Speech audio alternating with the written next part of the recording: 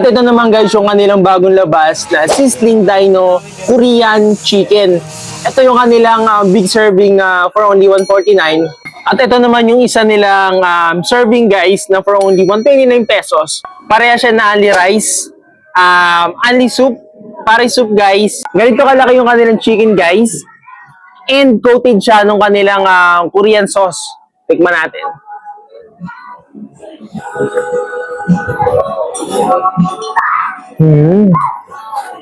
Bango. Yung pag-barbecue na teriyaki yung lasa guys. Tsaka yung amoy ganun siya. Bango. Sabihin sa kanin. Kakain.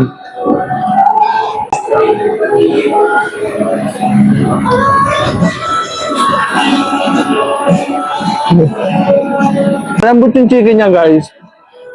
Tapos ang ganda ng pagka-breading, crispy yung labas. Kakain. Wala rin dugo. Okay na ako yung pagkakaluto. At may kasamang fresh na kimchi yan guys. Siyempre pag Korean dish, hindi pwedeng mawala yung kimchi. Ayan, the perfect bite. Samahan natin yung chicken tsaka yung kanilang kimchi.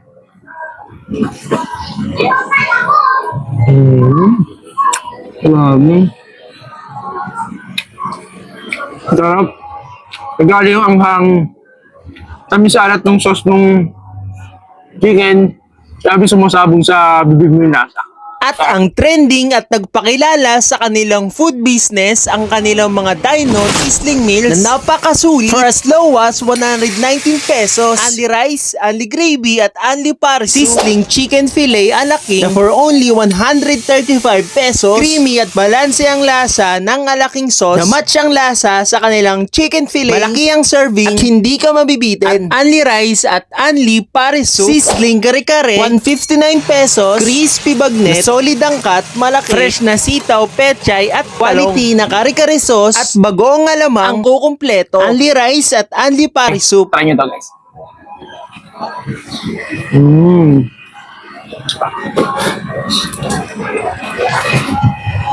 Lutong. Grabe nakaka-addict sa lutong yung kanilang bagnet. Sobrang lutong, tapos ang lambot.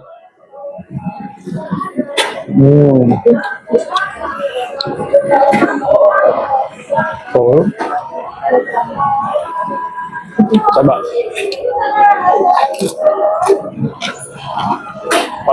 Mainit at maasim na sabaw ng sinigang na bagnet na sakto at masarap na pangulam ngayong tag-ulan. Mapapa-only rice ka, masarap na bagnet at masarap umigop na mainit na sabaw ng sinigang. At yung fresh na gulay at only sinigang soup. I-ready mo na ang isang kalderong kanin dahil mapaparami ka ng kain. At number 1 din na masarap pang pulutan ang kanilang dinakdakan. At ganun din sa kanilang sizzling sisig na for only 199 pesos. A la carte, good for sharing na for only 199 pesos.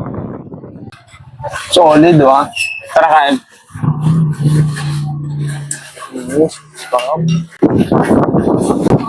Tama mo yung sili. Okay. Alright. Sobrang lutong. Hindi siya puro taba. Lahat ng yan ay dito nyo lang matitikman sa Good Boys Food Trip Hub na matatagpuan sa Villa Isabel Village, Barangay Burol Main, Dasmariñas, Cavite. Open daily from Monday to Sunday, 12 p.m. to 12 a.m. midnight. At available din sila sa Food Panda.